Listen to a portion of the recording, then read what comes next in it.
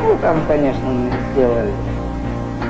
What you are seeing now is among the highest Venus-level classified materials from before the collapse of the Soviet Union. At the center of the frame is the reactor core area after the Chernobyl Nuclear Power Plant explosion. 20 Mi-8 firefighters rushed in without any protective gear. They worked in an environment with radiation levels equivalent to 500 times that of the Hiroshima bomb. After about an hour, the firefighters began showing clear signs of distress and were urgently transported to Moscow Hospital No. 6. They could only lie painfully in their beds watching their bodies slowly decay. Within just a few days, most of them, after suffering through horrific physical transformations, ultimately died in agony. But the situation at the accident site did not stop. The reactor continued to release extreme heat and radioactive material. If not suppressed quickly, the consequences would be unimaginable. Helicopters were urgently deployed. Pilots flew at low altitude, dropping boron and lead blocks over the reactor to try to contain it. But rising radioactive dust quickly disabled instruments. Some helicopters were forced to return shortly after their missions,